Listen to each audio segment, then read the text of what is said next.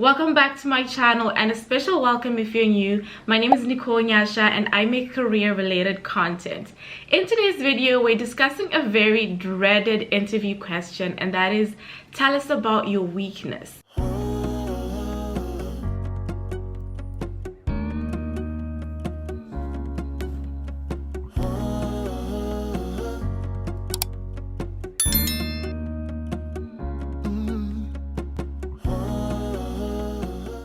Now, I have a personal love-hate relationship with this question because I've looked at it from the lens of the candidate being interviewed and also from the lens of the interviewer who is interviewing the candidate. And I can see pros and cons and why one party might like it, one party might not like it.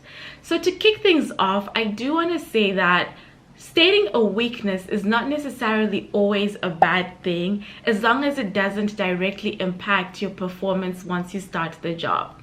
A lot of times candidates want to come off as perfect, and that's actually a bad thing because from the interviewer's perspective, it kind of shows that you're not self-aware and you're trying too hard to come off as perfect, which is not realistic.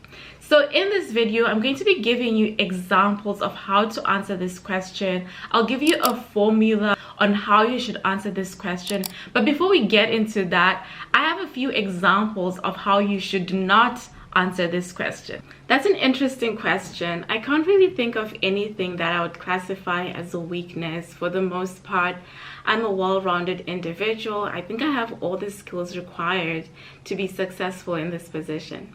The problem with this weakness is it's just fake. It's not real. Nobody is perfect. You cannot say you don't have a weakness. No one is God. We all have something that we're working on and that we can improve and become better at. Now, the next example. Well, I've been told that I'm a bit of a perfectionist. I am that one person that's always pushing everybody else to do better and having high expectations.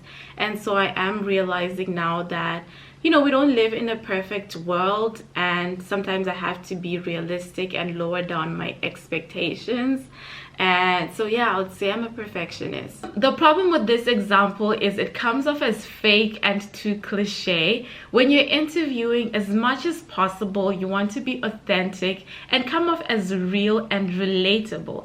At the end of the day, they're not hiring a machine, so they don't need you to be perfect. So you can have areas that you're working on, and so avoid these two examples. Now, when it comes to actually answering this question, there are 3 steps that you can take to make sure that your answer is going to work to your benefit and not work against you. So once you ask this question, name or state what the weakness is, then tell us a story about it. How has this weakness impacted you in your professional work? And lastly, tell us what you've done or what you're doing about the weakness. And as a bonus, you can even say what the result or impact or learning has been from a result of what you've done about the weakness. And so here's the first example. I've never really been the greatest at Microsoft Excel, and I found myself struggling with my personal organization, being in the recruitment space where you have to be very organized and everything is high volume. I found myself struggling and lagging behind because I didn't really have a proper organizational system. And through conversations with colleagues and team members, I realized how much of a powerful tool Microsoft Excel is. So I decided to take it upon myself to do some self-learning. Spent a lot of time on YouTube actually, watching free videos and trying out different things. I started using Excel for my personal budgeting and just like keeping organized in my personal life, and eventually I was now able to use it in a work setting, and I'm sure my manager can tell you now that I make the best pivot tables.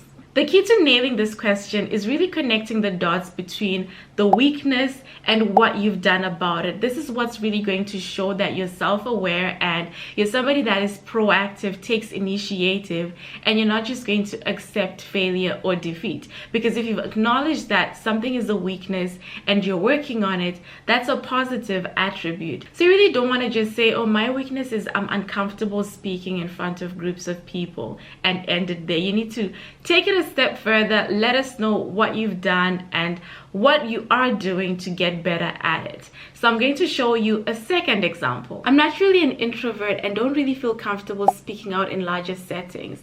And I realized that this was actually hindering me in my career growth and progression, because I was always the quiet person in team meetings.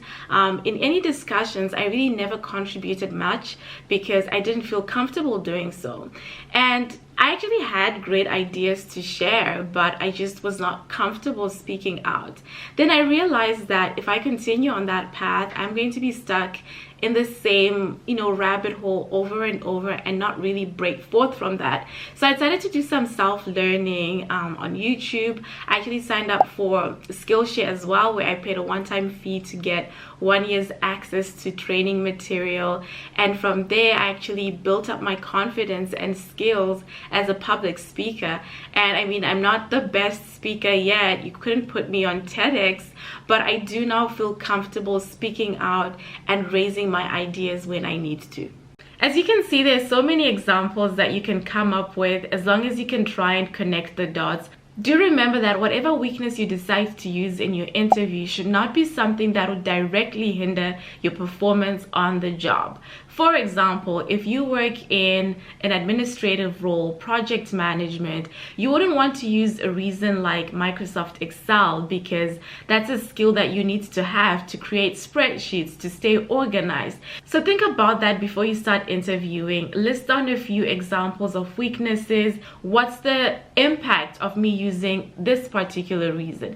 If you're working in marketing, for example, and you need to be communicating with clients, maybe like sales, you wouldn't want to use an example of fear of speaking in front of people as a weakness, because that might be seen as a direct negative impact on your job. If you're working in sales, you need to be able to get on the phone and speak to somebody, deliver presentations and pitches to clients. So just pay attention to that, because that's a mistake a lot of people make as well, where they tell you an answer and they say the answer really well, it's somewhat convincing, but then when you look at the kind of job that they're applying for, you're like, okay, this does not make sense, and there's a gap somewhere, something is not right. So my recommendation, if anything, is always to go with the real weakness. I always go with the Excel weakness, because that is actually true in my case. I'm not an expert at Excel. It's something that I'm trying to learn. I've actually gotten better at, but previously I used to be really bad at it. So I really hope you enjoyed watching this video. I hope you took away something from it. Just to summarize everything, tell us how you've gotten from this being a weakness and what you're doing to make it better. Thank you for watching. I'll see you in the next video, and God bless you.